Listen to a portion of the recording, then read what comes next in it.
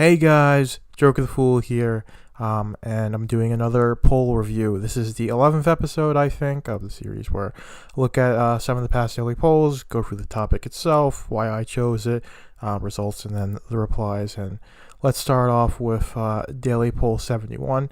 Are games your primary entertainment? And this is just one that sort of wandered into my mind, and I decided to do it.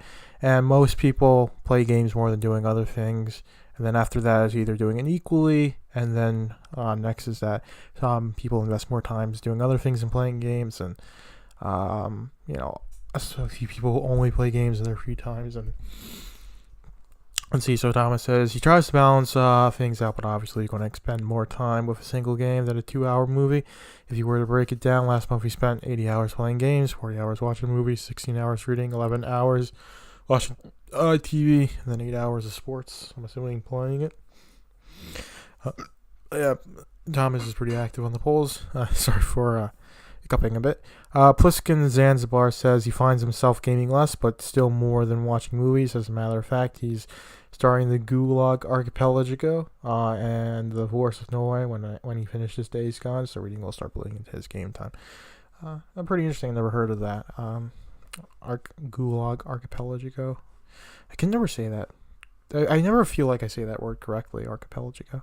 Necromancer X69. Even if he plays games a lot in his spare time, also wastes a lot of time on the internet, mostly YouTube. That is what I like to do as well. I like to watch YouTube and play games if it's like an online game. That's what I'll do. Galeon says that gaming is his primary source of entertainment and free time, and one of his jobs is working with pinball machines. Never gets tired of playing games. Used to play a lot of World of Warcraft and stopped doing that because it's killing his college grades. So he's just talking about World of Warcraft. I've heard that is a huge time sink, and I can see why you would need to quit that to do studying in college. Not unhealthy about it. So he says cook for his family, work 2 jobs, take care of his pets, including major dog walks. So basically, he plays a lot of games, balances it with things in his life. D20 Greg, new member to the forum. May. This is filmed in May. Says he would play video games from the moment he wake up in the morning to the moment he goes to sleep, but the wife would be strongly against it. So Netflix and chills, unfortunately, would have to do with my time when he's not gaming. Okay, that's pretty funny. So yeah, most of it is just saying like, oh, it depends on the day, or I have a lot of free time, or I don't have a lot of free time. I'll leave a link to every poll I review in the description, so you can check it out and look at the replies with more. You can read them all, or you can read all of them. You can read the ones that I didn't go over. But we'll move on to the 72nd daily poll, which is have you used emulators? And this is another one where there wasn't anything specifically in the news cycle that inspired me to make this, but I used emulators in the past, probably almost 5 years ago. I played Twilight Princess and Wind Waker on Dolphin. I messed around with Super Mario Brothers on an NES emulator. I think I played some Final Fantasy. Well, it's Final Fantasy 3 in the West and 6 in Japan, or whatever it was. I think I played the first opening bit of that on a SNES emulator. And emulating using Dolphin to play Twilight Princess and Wind Waker is why I got a 3DS and a Wii U and then a Switch, because it just reinvigorated my love for Nintendo. So I think emulators are pretty cool. You can help preserve games, and it's just cool to see stuff like Cemu or Xenia, which is I think for the 360, or a PS3 emulator, which I forget what the name for the PS3 emulator is, but it exists. I'm just not sure what the name for it is. So 3 people have never used an emulator. 21% use emulators often. 21% use emulators occasionally, 9% use emulators rarely, and then 11% used to use emulators. And I think I said that I used to use emulators. I have a SNES Classic and an NES Classic, which they do run on emulators, and I've got some 3DS games that I own that I've played a bit. I got the Super Mario Brothers on the 3DS, and I played a good bit of that. So But with emulation, I was thinking more like, PC or Raspberry or RetroPie, and then, you do it like that, where it's more, where you're more like, I don't know, it's not like you're buying a classic console that just runs an emulator. You're like, actually installing an emulator and you're loading ROMs onto it yourself, or ISO files if you're doing like a disk based or emulation for disk based systems. Thanks, Macabre says he occasionally does binge playing them for a few days, get bored, put them away for weeks/months. Hyperweasel sometimes, only when it enhances the experience. So if the game's running poorly, better off just playing on the original system. And that's the problem I had with Dolphin. Is I opened up Wind Waker and Dolphin one day. It was running at like 10 frames a second, like an absolute slideshow, and I couldn't. I was too lazy to fix it. Couldn't figure out how to fix it. Star Magician, back when he didn't have any money. Emulators were a godsend. Now he prefers to buy physical games anyway. So he hasn't played an emulator in a long time. May have to fire one up to play the Japanese exclusive Trails games that had franchise translations made for them though. Wicked Wolf used to. Now that he has his own money, I don't really see a use for them. Irritable Squid sometimes. Not a huge fan of them. Well, you can use emulators to do ROM hacks and load up homebrew stuff, but if you have like a good backlog to go through, then I guess people say, oh, what's the point of that? I guess, and it's like with Mario ROM hacks. Mario Maker 2 is coming out, so you would be, most people would just say like, oh, I'd rather buy that, and they have access to more stuff, and it's all streamlined and such, which is fair. Garrett has his original PS1 Resident Evil games that he plays on an emulator. Not much else really. Did play through Metal Gear Solid once on it just to quantify exactly what I hate about it. I've never played. Only Metal Gear Solid game I've played has been the Phantom Pain, and I love it. I want to play the other ones, but don't have it. Well, there's a PS3 in my house, but it's not mine. It's like a media box for my family, and I need to get it. But I'm not sure if I ever will. Or like when I get a PlayStation 5, I'll give my family the PS4 Slim that I've got, and then I'll trade them for the PS3, and then I can play all the PS3 games I missed out during the 360 era. Jack of Tears have never had anything but bad luck with emulators, so he avoids them now. And you can definitely have bad luck with emulators. I had like a stint of good luck with emulators, and then with Dolphin. Like, Dolphin worked for me for a few months, and then it just stopped working, and then by that time I think I had already moved on to like having a 3DS and playing games on the hardware, so I just didn't really ever feel interested in fixing it. So Thomas uses it for only retro gaming, and we'll move on to the 73rd daily poll, which is what resolution that you game at. And I think I did this one because I had this was like the day after I got the monitor that I'm looking at right now. It's curved from MSI, 144 hertz. It's really, really nice. But it's on my desk right now instead of my laptop, which I'm using until I'm going to upgrade. I'm going to build myself a nice desktop. If some of the more active forum members posted about that, and I'm planning on doing it. And by the end of July, hopefully I'll have enough money to build the killer system that I want, and then a little bit after that, I'll hopefully get a pretty cheap Logitech webcam that does do 1080p off of Amazon for like $60, and then you can see my face again if you're distraught about not seeing that. So it's not going to be a permanent thing where I'm not using the face cam, just this transitionary period while I'm saving up to build the PC, and then like a little bit afterwards when I can get the pennies back to buy a new webcam, and probably I'll probably need some like cables and stuff. I'm getting ahead of myself. So new monitor, because I'm going to be building a new PC, so I need a new monitor, of course. It's a good one, 144 hertz, curved, by MSI. It's really nice to look at, and probably even be better when I can run it in its 144 hertz mode, because I'm just running it off of my laptop's HDMI out, so it just outputs at 60 hertz instead of 144. So I'm really, really close to playing a game at above 60 frames for the first time in my life, so I'm pretty excited. But most people game at 1080p, as I will continue on doing, because this is a 1080p monitor. If they buy like a 4, not even like like a 1440p monitor that has the refresh rate that I want, it would be like $600, which is way out of my price range. It'd be pretty cool to get it one day, but it'll be way in the future. A few people game at 4K, which is what 2160p is, and a few people game at 720p, and I was pretty surprised that there are people who game below 720p. Chompy said, and Mike, and I know Mike's very old school, like refuses to use digital games at all on console or PC. So that's probably why he probably just stays stuck on old hardware, because I don't know, he doesn't like modern games or anything like that. So, which I can understand, because I mean, you look at Anthem or Fallout 76 or like basically anything EA has made for the past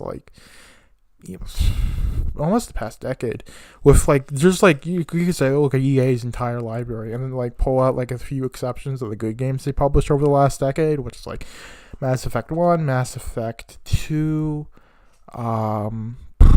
maybe like some like maybe a KOTOR, some stuff that BioWare did, but I mean, I can't really think of anything that he made that people actually liked, especially in the like past 5 years. Ugh, but that's a whole. I could rant about modern gaming for hours. So, Dank says 4K if the game supports it. Retro says 720p. He's got a TV that's reliable. He's stuck with it.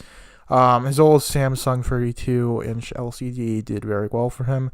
No longer working. Do plan on upgrading to a 4K within a few months, and it's a pretty good time to go for 4K. If you ever watch this video, Retro, I'd recommend looking at a TV that's got it does 4K 60. It's got like a decently low response time, because most TVs have like really high response times, and that makes them unsuitable for gaming. So you could maybe, I mean, you'll probably want to go for a TV, but if you could do it, you could swing like a larger monitor, and you buy like a larger monitor with a VESA mount, so that way you can like mount it to the wall or something like that to your current setup, if it supports it.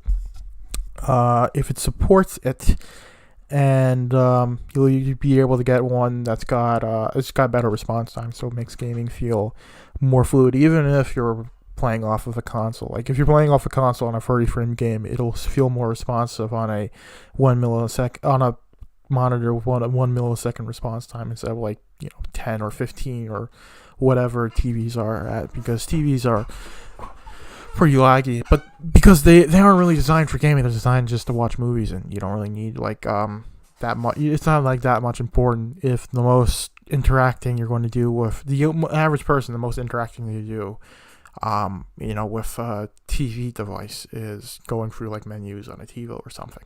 And then some people game, and then you just got to deal with it, which I think it's, fine for me, but it's just an option to keep in mind. And it's like a long rant. So Mad Mummy points out that I should have had an other, and because he games at 3840 by 1600. So there are people who have 16 by 10 monitors. My dad has one, or my dad used one for his Mac Pro, and it was like a 16 by 10 monitor. So it was like a 1920 by like 1400 or something like that. Whatever the 16 by 10 for 1080p is, that's what he was on for a while. Let's see, Numa? Well, I know Numa has got the profile picture of Pyra. You can play Chronicles 2, very good. If you do watch this video, tell me how to pronounce your name. So I'm going to say it like Numa. So I'm going to say Numa. If it's pronounced differently, I apologize. Numa has a huge 720 TV that he games on, and a 1080 monitor that doesn't get any love because of it until I have the need for high resolution gaming. You'll be using those for a while. So, I mean, if 720p, if a huge 720p TV does well, then that's fine. But the pixel density on that's got to be terrible. So that's another thing. If you're ever thinking about buying, a monitor, if you go for smaller monitors,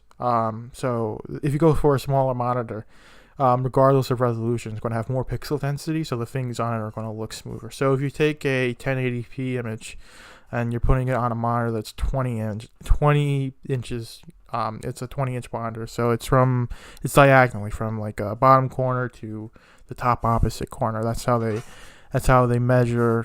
That's how they do like measurements for monitor screens, which Not sure if you know that, but not sure if anyone knows that, but that is so. If you have a smaller monitor, the pixels, there's going to be more pixels per inch. So you take an inch section of that monitor and say it's got it'll have 1,000 in a smaller monitor compared to 100 in the bigger one. That's just random numbers, but it looks smoother. So you put text, so the line that you use to make that, so if there's a curve, it's not going to look pixelated.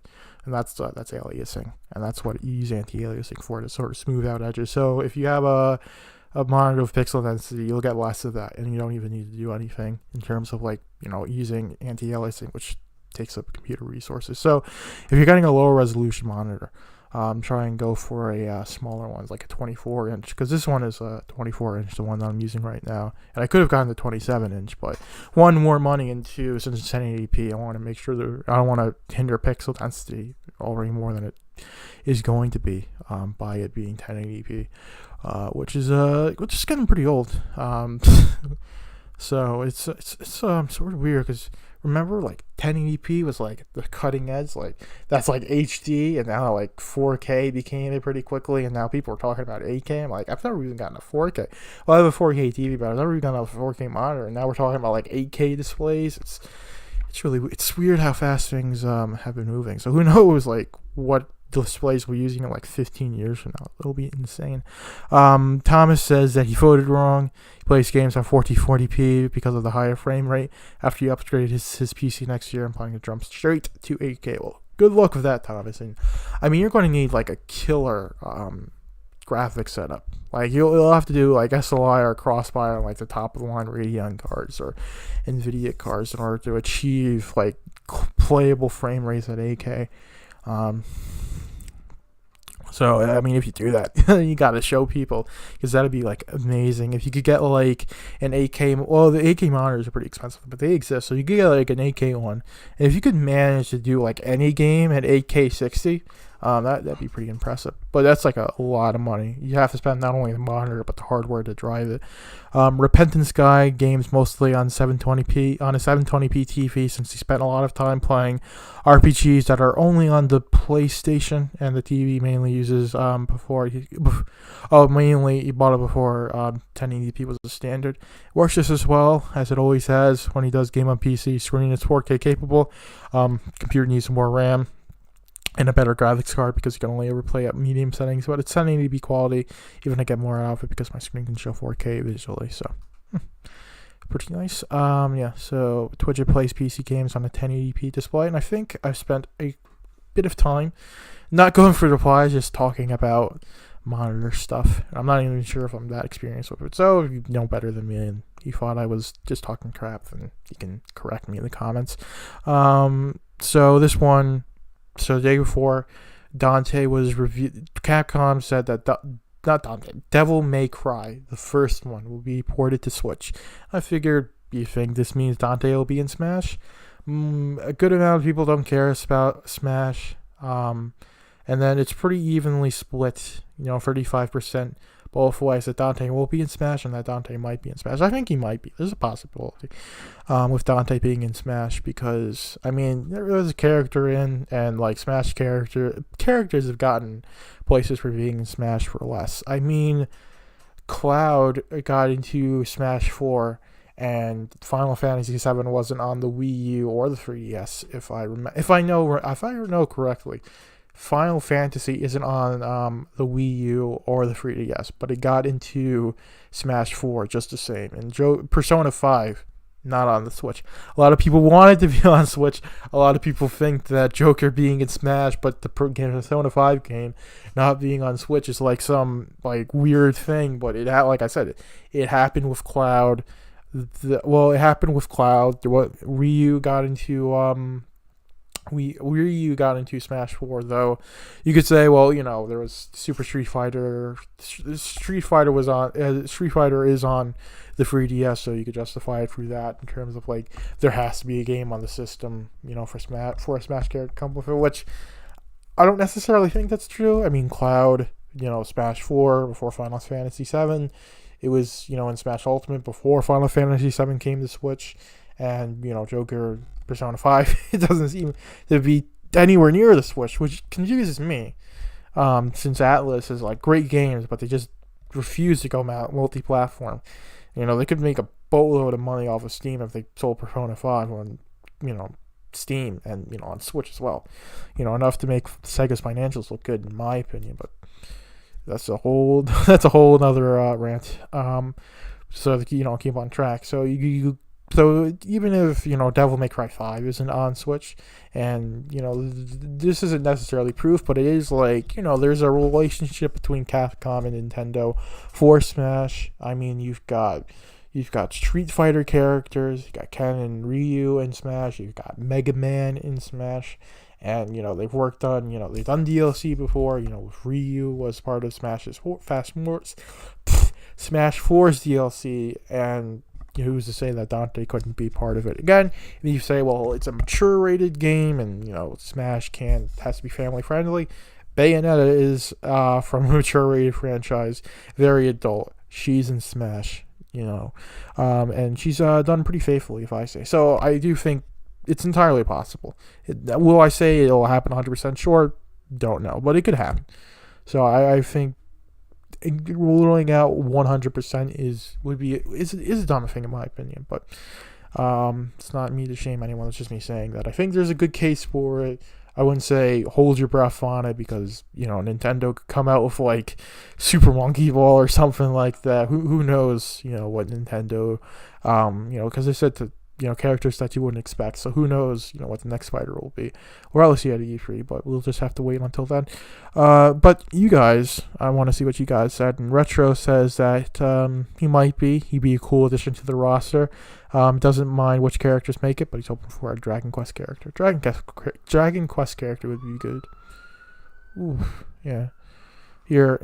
I live in New York, not the city. I guess close enough to hear police cars pretty often, or emergency vehicles pretty often. Yeah, lot of people where around where I live don't drive too well. Lots of accidents, but I don't want to get off track. Numa really hopes that Dante doesn't get in Smash. Some people want him, and if he gets in, good for them.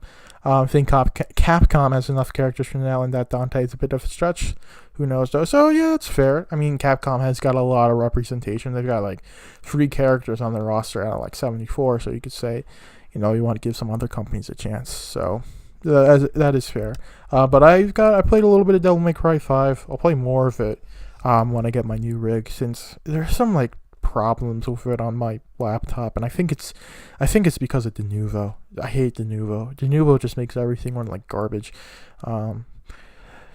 But that's a whole different thing. Baron Baldrick says they just port the first one before giving Dante to another game. They have to port DMC 3 and 4. Those games run on PS3. So you could. I think this standard where like there has to be like an X amount of games or like a game for the character to be in Smash, I don't think like Nintendo sticks to that sort of philosophy. I think as long as it's a video game character and they can get the licensing rights and it like makes some sort of sense, like they wouldn't get like, I don't know, Cleopatra from Civilization to be in Smash. That'd be so freaking funny if that was the case, right? But it just doesn't make sense. Like, there's not like enough identity that's like unique to, to Cleopatra from Civ 5 to justify being in Smash. So there's got to be enough personality, gotta be enough recognition. The character has to have like a fan base in the game as well. So I think something like Dante is possible. Star Magician is possible, he guesses. Thomas JCG, don't think so. Even if the game was on Switch, there's also lots of negotiations to be made before releasing a character. And, I mean, Capcom and Nintendo have done this before. Like, I imagine they could just take the same paperwork they did for, like, Mega Man or Ryu and just, like, paste in Dante's name, paste in the Devil May Cry, and then they'd have that licensing deal. I mean, I'm not a lawyer, so it might be more work than that. But I'm just saying, like, those lines of communications have been established by Capcom and Nintendo. If we're talking about like Psychonauts, I'm not sure, but if it was like something like Psychonauts coming to Switch, which I'm not sure if it is or isn't. But if I don't think Psychonauts is on Switch, but let's say it's coming out on Switch and people are like, oh, Raz, I think that's his name, and the main character, protagonist of Psychonauts, is going to be a Smash character. I think that would be a lot of a stretch. And you could say like, there would be a lot of negotiations to licensing a character for Smash, between, Nintendo and a company that's never gotten a game in Smash. That's valid, right? But for something like Nintendo and Capcom, where Capcom has got 3 characters on the roster, I know it's Mega Man, Ryu, and Mega Man, Ryu, and Ken. I know are Capcom characters. Like, the roster is so big in Smash Ultimate, I forget like all the characters. But I know Capcom's got at least 3. They could have more, but I'm pretty sure they got 3. I was thinking of Castlevania, but that's Konami. So there is the possibility. They've got the licensing deals made for other games. I'm sure it'd be a very similar process to do the thing again. And that's basically, that's where we're going to lead it. So we're going to move on to Daily Poll 75. This is about George R.R. Martin working with From Software. So this rumor that George R.R. Martin is working with From Software was like a month old. But I'm a fan of Game of Thrones. I've been watching the new season. Got mixed feelings about it, but I think it's pretty good. I think it's I think it's too short. Like, needed like 2 more episodes to sort of like wrap things up the way that the way that they were telling the story. It seems like it would make sense for 8 episodes, but the fact there's only 1 more left, there's like so many loose ends. I'm not sure they're going to tie it in like an hour and 10 minutes. That is just me. So, I mean, I do think, like, it's not, like, the worst thing in the world, and, like, I haven't really read the books. I have them, but I haven't read them. You need to read them. But, so I'm not, like, as invested in Game of Thrones being faithful to the source material, but this is a whole rant. But basically, George R.R. Martin, a significant writer, he's done a lot. Game of Thrones has been enjoyed by millions. It's got a huge show that's really successful. And people liked, I'd say for the most part, some people, it's got its fans, but, the later seasons has sort of, turned a lot of people against the show, which, if you think that's fine, whatever you don't, I'm not here to discuss that. But basically, I like Game of Thrones. I could talk about it a lot, so I just wanted to do one that was, like, vaguely related to Game of Thrones, and I figured, why not talk about this poll? And most people don't care about either From Software or George R.R. Martin. Which is fair. And then of the people who do care, they say Martin would be. Martin isn't. 9 and then 8. So it's like 1 more person. So it's like I'd say really mixed between it happening. So Retro84 is really out of the loop. Doesn't know who Martin is. And he never played any From Software games. So it doesn't really care. Twitch it doesn't care either. Schizo Boy says A Song of Ice and Fire bored him when he watched it. Could barely finish Game of Thrones. I'm assuming A Song of Ice and Fire. Well, the show's Game of Thrones. The book series is A Song of Ice and Fire. Maybe he was when he read it. I don't know. It doesn't enjoy From Software games, so. So Mad Mummy says Martin's becoming a sort of Kojima. A ton of people sucking up to him, but I don't think he's even close to being a good, let alone the best fantasy writer. Game of Thrones is way overrated. The only reason it's worth watching is because of the amount of money HBO is throwing at it, and it still disappoints from time to time. And I'm not sure. I mean, I think what I like about Game of Thrones is that there's a lot of lore to it. And like a lot of lore to the world. There's like so much like to this world and like all the houses and how they interact and like, how the houses were founded. You've got like Bran the Builder. He was the first Stark. After the Long Night with the White Walkers, where they repelled that army to the north, he built the Wall, and then he built Winterfell, and that's how the Stark family was founded. And you got like Land the Clever. He like tricked the Casterlys and got Casterly locked and established House Lannister. That became a rich house. And they've got like the words and the sigils and then this personality, and like a lot of the characters are pretty interesting. It doesn't necessarily focus on any one character. It's just like, this world, like Westeros is like the protagonist, and then it's just like who will sit on the Iron Throne essentially. So that is why I like it. And From Software, it makes really games with great gameplay, and they do have lots of and their worlds, they're their storytelling is just world building. So if you're world building like a world that George R.R. Martin wrote, that would be pretty interesting. Whether or not it'll happen, who knows? He's got 2 books that he needs to finish writing, and that's like the most important thing for him to do, because he's Social Security age. So there's like a concern that if he doesn't do it quick enough, then he might he might not be able to do it. Yeah, so the Mad Mummy says, in response, reply. Another reply says, that said, doubts if From Software has enough money to hire the ego of Martin.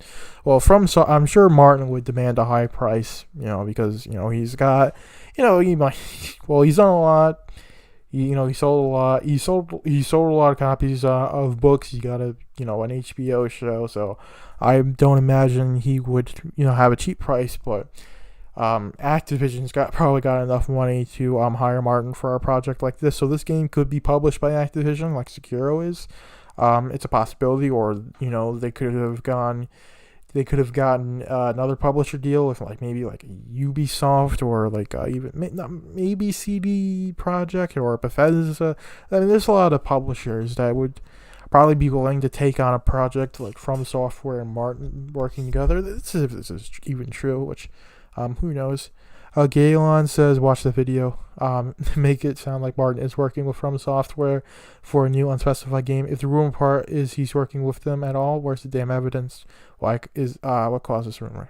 So that's with rumors. Is it's always hard to quantify, and usually the way these things start out is you'll get an internal leak somewhere, so it'll be described as an anonymous source that'll get reported by Kotaku, Polygon, Game Industry Biz, all those big sites will report on it because some whistleblower leaked it out, or something along those lines, and it's oh, where did you get the information from? Well, it's an anonymous source. I can't reveal them, or else they might lose their job, and if it turns out to be true, then it's a good leak, and if it doesn't, then well.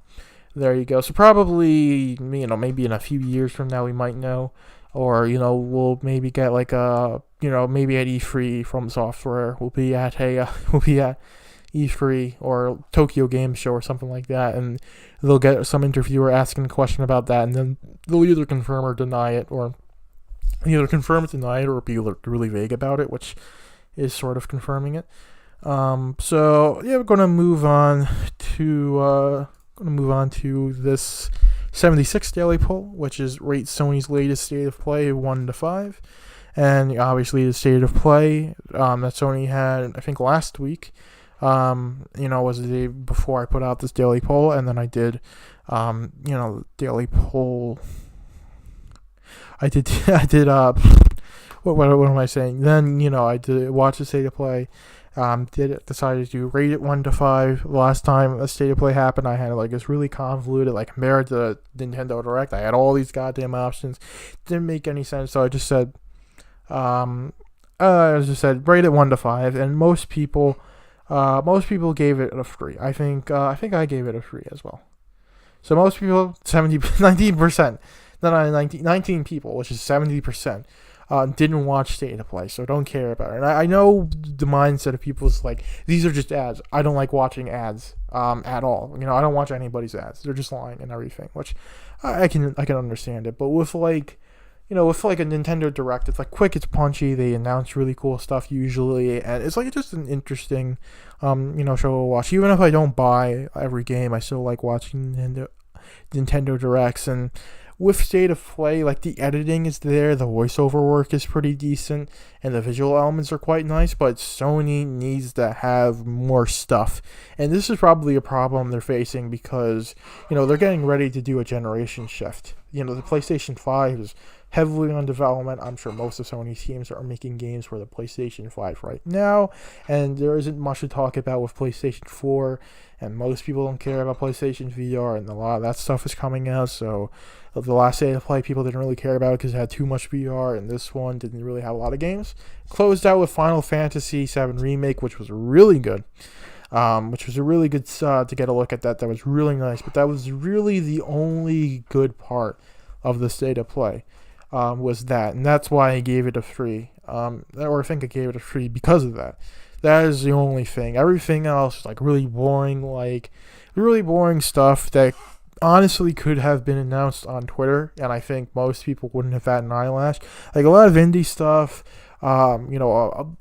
like they spent like 13 minute. It was like a 13-minute presentation, right? And they spent like almost 3 minutes on Monster Hunter World DLC, which okay. I mean, I'm sure it's great for fans of Monster Hunter World, and I'm happy that they're getting a new game, but 3 minutes of a 13-minute presentation on an expansion for Monster Hunter World. I think like a minute most would be enough for something like that. It's kind of what you guys say. So Retro84 just skimmed it. Don't have a PlayStation 4 anymore, so he's not terribly interested in what was offered. Still give it a free for the sake of Final Fantasy VII. Hope it turns out well, and that's essentially where I'm at. It was like, excuse me, is with basically state of play. This one was saved by Final Fantasy VII.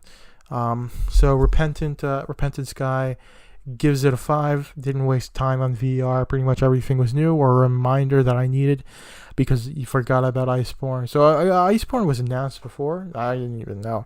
I'm not into Monster Hunter. It looked like a lot of fun, and the Final Fantasy remake trailer was enjoyable.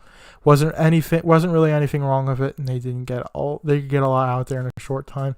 No, Last of Us 2 kind of sucked, but I'm not going to hold against what wasn't there, which is fair. I just think a lot of stuff could have been announced on Sony's Twitter feed and would have had the same effect, in my opinion. I know they want to make this state of play thing, but I think they need more heavy hitters. Like, Nintendo really only does Nintendo Directs when they've got good stuff to talk about. That is really my opinion. Like, they've done Nintendo Directs have been sort of duds. E3 shows have been sort of duds and things that they announce. But for the most part, ever since the Switch has come out, the Nintendo Directs have been pretty solid in my opinion. Cousin Ed doesn't give a damn about any of the consoles or their corporate manufacturers. He is a PC guy. So he says could all go out of business would have zero effect on him. Haven't cared about things like E3, this kind of stuff in a long time. Even when he had consoles, was starting not to care. Yeah, and he games on PC cares even less. So Bolta 666. It was okay. Pacing was good. Not showing VR is always a plus.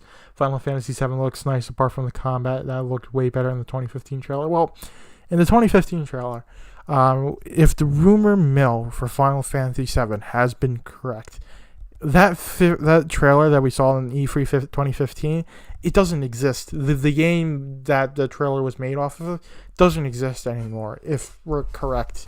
But there was so little of the combat shown in like either trailer that I mean it'll take we need like a good like a playable version of E3 to get impressions on the combat, and then we need to have this game come out and see what they do. So there is probably maybe even a year. I'm going to guess at least a year to this game hitting market for them to change it, improve it, make it better. So I don't think we need to condemn Final Fantasy VII Remake on this one trailer. It's probably going to become a lot better as it gets deeper into development, or at least I hope it does. Hyper Weasel, he says doesn't have a PS4, doesn't really care.